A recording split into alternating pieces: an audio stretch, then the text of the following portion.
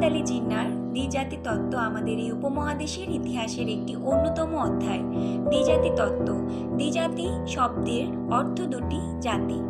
হিন্দু এবং মুসলমানকে ভারতীয় উপমহাদেশে দুটি ভাগে বিভক্ত করার জন্য একটি প্রস্তাব উপস্থাপন করা হয় এবং এর মূল কারণ ছিল তৎকালীন সময়ে হিন্দু এবং মুসলমানদের মধ্যে বেশ কিছু সংঘাত এবং অসমতা।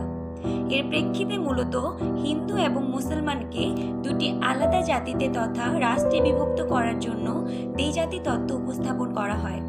1940 সালের মার্চ মাসে পাঞ্জাবের রাজধানী লাহোরে অনুষ্ঠিত মুসলিম লীগের কাউন্সিল অধিবেশনের প্রথম দিন এবং এই তত্ত্বটি উপস্থাপনের পিছনে মূল ভূমিকা পালন করেছিলেন মোহাম্মদ আলী জিন্নাহ।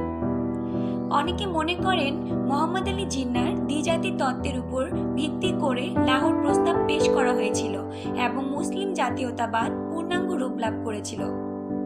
1940 সালের মার্চ মাসে পাঞ্জাবের রাজধানী লাহোরে অনুষ্ঠিত মুসলিম লীগের কাউন্সিল অধিবেশনের প্রথম দিন মোহাম্মদ আলী জিন্নাহ বিখ্যাত দ্বিজাতি তত্ত্বের ঘোষণা দেন।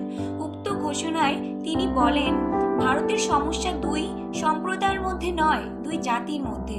এর মাধ্যমে মূলত ভারতের মুসলমান এবং হিন্দুদের মধ্যে জাতিগত পার্থক্য এবং অসমতা দেখা দিয়েছিল।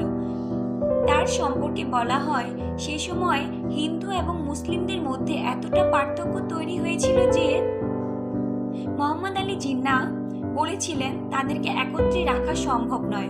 তাদের আলাদা আলাদা জাতি হিসেবে আলাদা আলাদা স্থানে রাখা বুদ্ধিমানের কাজ হবে এবং কোনোভাবেই তাদেরকে একত্রিত করা যাবে না, এটি তিনি মনে করেছিলেন। যেহেতু তারা দুটি স্বতন্ত্র এবং পৃথক জাতি, তাই তাদের মধ্যে আলাদা রাষ্ট্র তৈরি করে দেওয়াই সমাধান মনে করেন। তিনি দ্বিজাতি তত্ত্বের ব্যাখ্যা করেন এভাবে: হিন্দু মুসলমানদের মধ্যে ধর্ম আলাদা, দর্শন আলাদা, সামাজিক রাজনীতি আলাদা, সাহিত্য আলাদা, তাদের পরস্পর বিবাহের রীতি নেই, একসঙ্গে যাওয়ার রীতি নেই। বস্তুত এদের আছে দুটি আলাদা সভ্যতা। এক দলের কাছে যা জয় সূচক, অন্য দলের নিকট তা পরাজয়।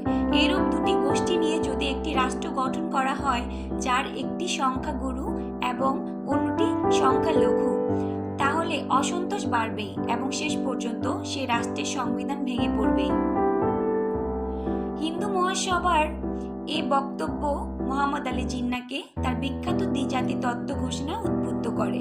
তিনি ঘোষণা করেন, the Mussalmans are a nation according to any definition, they must have their homeland, their tertiary and their state.